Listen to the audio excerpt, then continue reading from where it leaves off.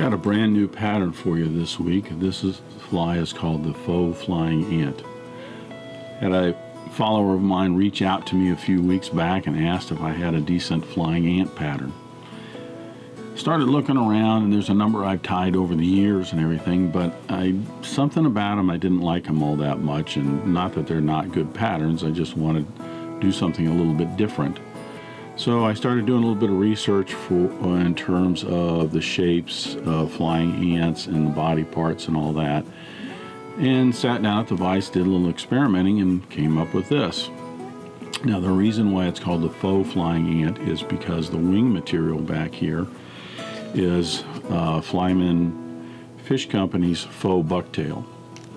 I was given a sample of this from Hairline a number of years ago when this first came out, and I've used it in a number of different flies, but in researching this fly and looking at regular bucktail and even calf's tail, some calf body hair, things like this, I wanted something that would represent but be a little bit more translucent, not quite stand out as so bold white color, just to represent but not to be overpowering. Anyway, in looking around at different things, I ran across the faux bucktail, and the tips of this aren't quite as wavy as regular bucktail, and they're very thin, and because it's synthetic it won't absorb water, so I like the kind of I don't know if opaque is the right word, translucence that it has. So decided that's what I was going to use. So the rest of the ant isn't all that complicated.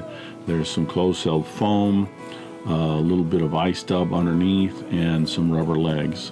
You could certainly use any other dubbing material you want for underneath.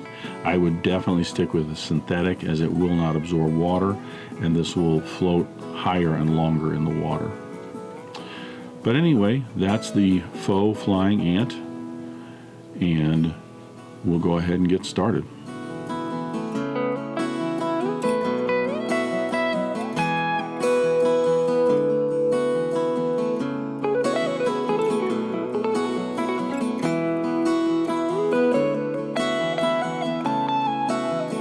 We're going to start the Faux Flying Ant by placing our hook in the vise. This is a Mustad 9671 in a size 10.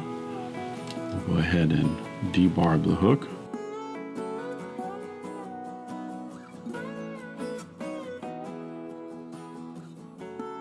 And attach our thread right behind the eye of the hook. For this, I'm using a Veevus 6/0 in black. Attach the thread right behind the eye of the hook, and we're going to lay down a base layer of thread along the hook shank, as this will add a little bit of gripping action, a little bit of stick to it, or whatever you want to call it, for the foam along the hook shank. I'm going to stop at the point of the hook and trim off my tag, and then going to continue wrapping the thread down the hook shank. And I'm actually going to go over the bend here just a little bit there, because our foam resulting abdomen will actually extend back down the bend of the hook just a little bit here where it starts. Bring my thread back up to anywhere between the point of the hook and the barb of the hook. And now we're going to tie in the body. For the foam body on this, I'm just using a 2mm closed-celled foam in a black color. I'm going to cut a strip of this about the gap of the hook. You could go a little narrower, a little wider if you want to, whatever you're comfortable with. I'm going to take one end of it, and I'm going to trim it to a point. This just helps minimize the bulk on the hook shank when we tie that in. I'm going to set that on the back and start wrapping that in.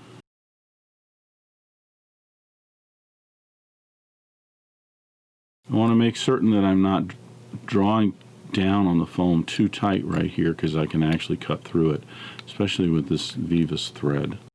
So I'm just going to go back and forth a little bit to compress the foam down to the hook shank. Make certain that you do wrap down to where we stopped on the bend of the hook.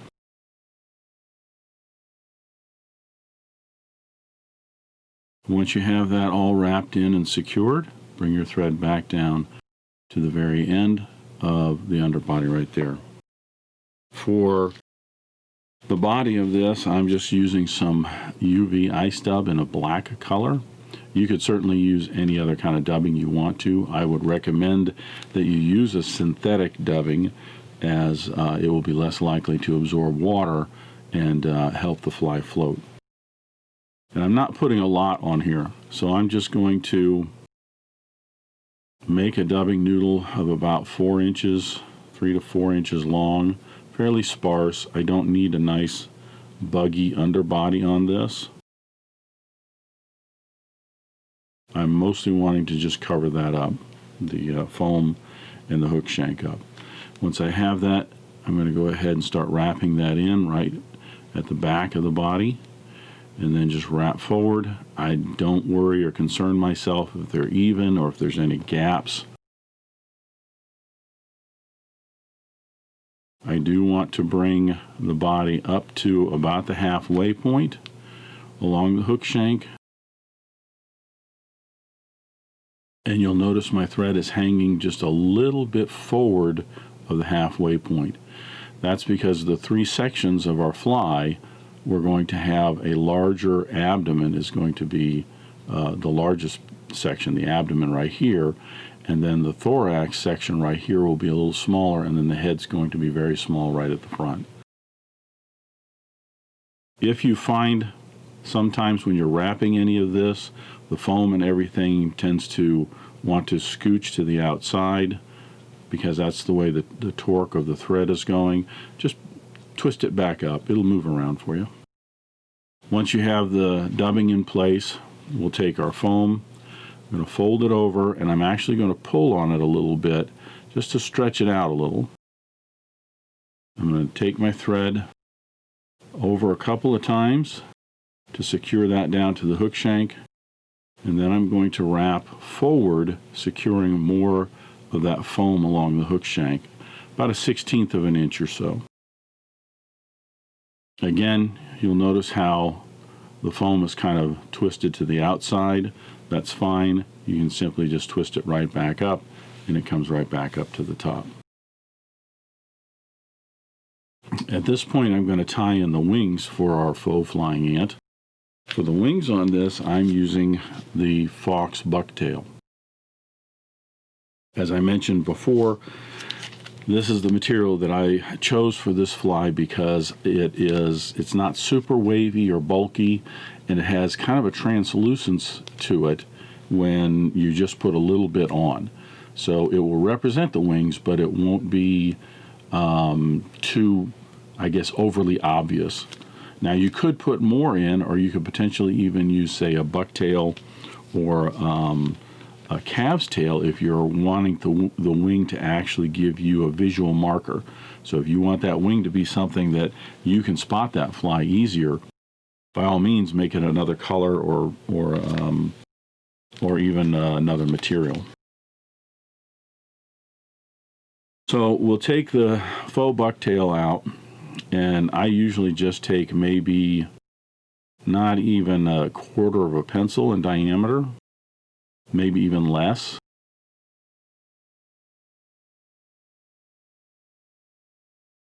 I find that, just having the suggestion of a wing is what we're looking for.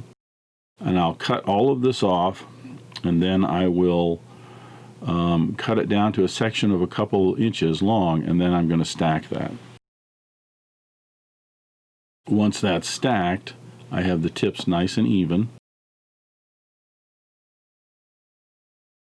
I'll go ahead and measure this. I'm going to place it up here, and I want the tips to come just a little bit, maybe 1/4 of a shank or so behind the abdomen here. If it's a little bit longer, that's fine, even a little shorter, but you definitely want them longer than the body. And then when I cut the excess off, I want to cut it so that I have a little bit of the wing material, the faux bucktail, that's going to go up into the thorax space.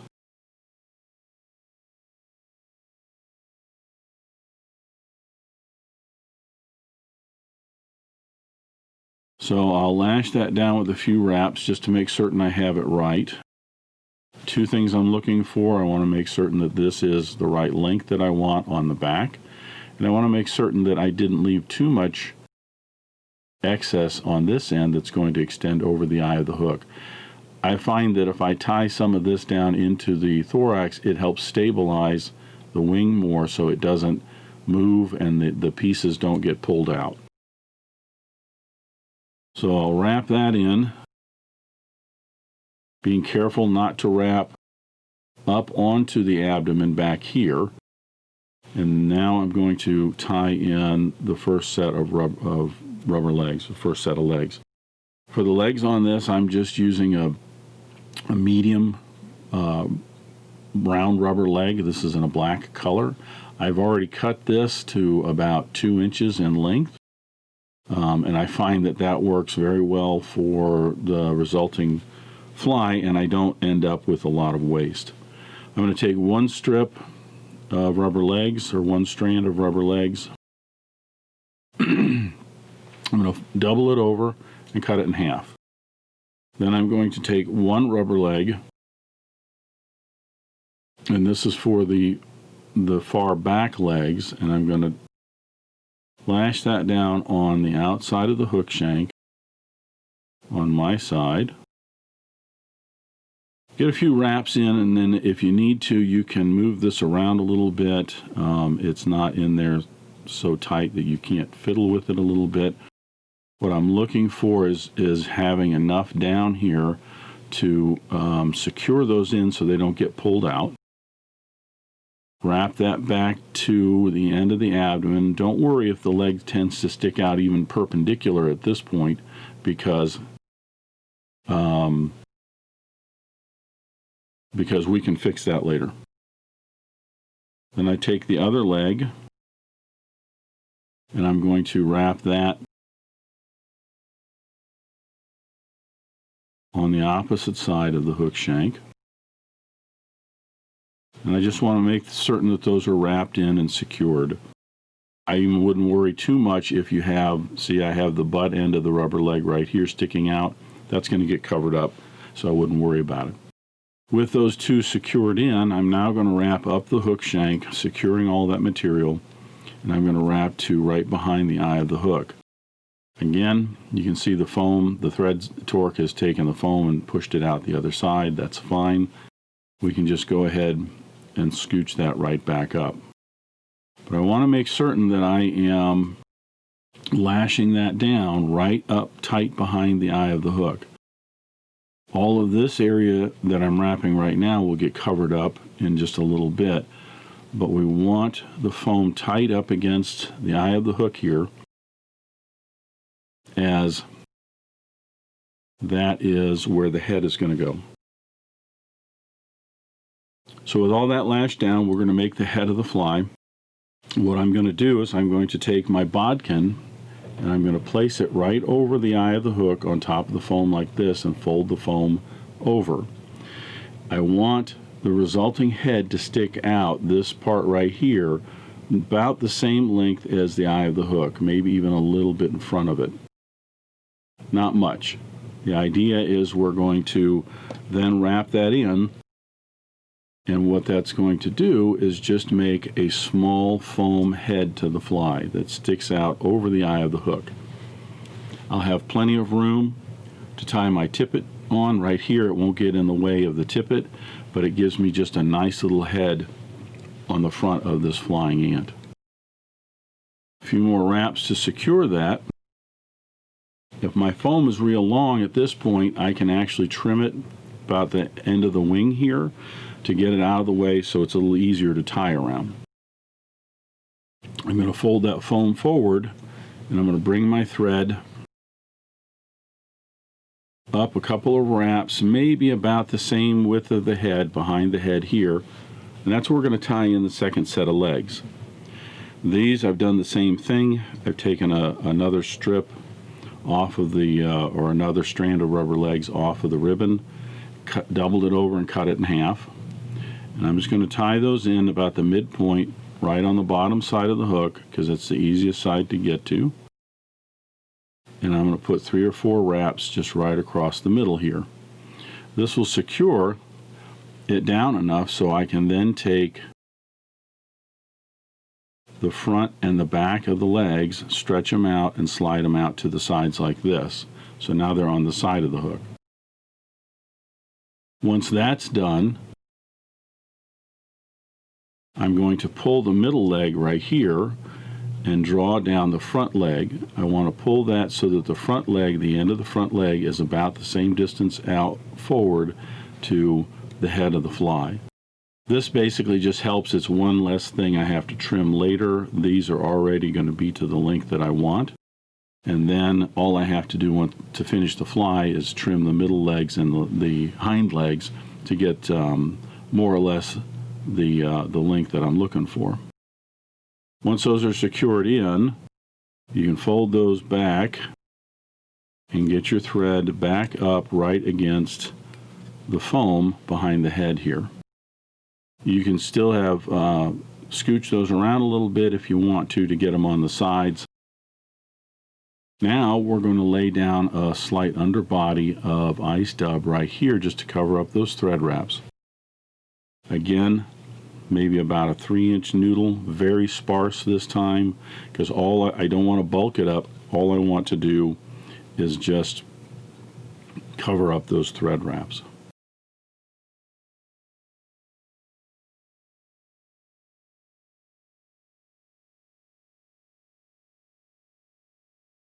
You're going to wrap a couple of times right behind the head of the fly, and that'll bring you right up to the front rubber legs.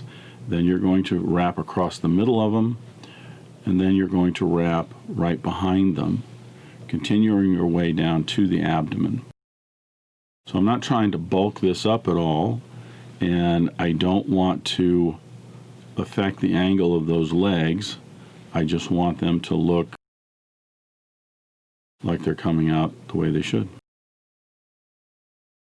Once I get that done, the foam here, and now make the thorax. I'm going to do this by stretching the foam a little bit again, holding it down, bracing it, and then I'm going to wrap straight over. Now when I secure this in and wrap, I'm actually wrapping forward a little bit, and there's a reason for that. But I get that secured in, and the reason that I'm wrapping forward is most of your flying ants have 2 distinct areas between the segments of the head, the thorax, and the abdomen. And they're usually very skinny. Now, it's kind of hard with all the foam and everything to have it skinny in here, but I like to put in some extra wraps to have just a little bit of flat area and some distinction between the 3 segments. Don't know that the fish are going to care, but so with that secured in, you can put in a 5 or 6 turn whip finish. I usually find the legs will just move right out of the way.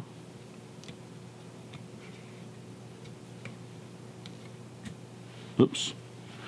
You can either cut your thread or break it off like that. And then I'm going to trim the remaining foam, so I have maybe about 1/4 of an inch of foam that goes up over the wing like that. And I think that what that does is it helps this from basically getting kinked up and sticking out. It keeps it kind of flowing in the back and pointing rearward.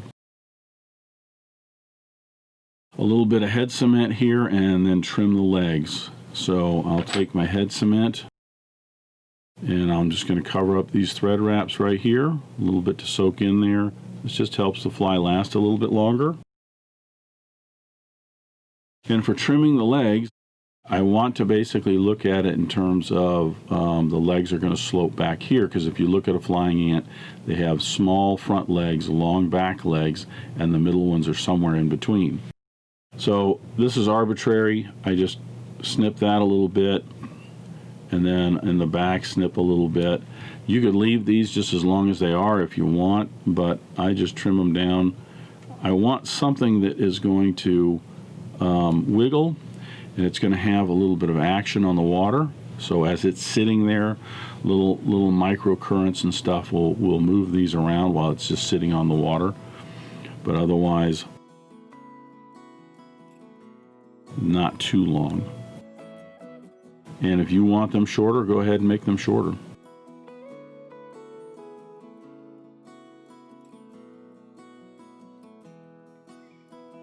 I don't get too hung up on the dubbing right here.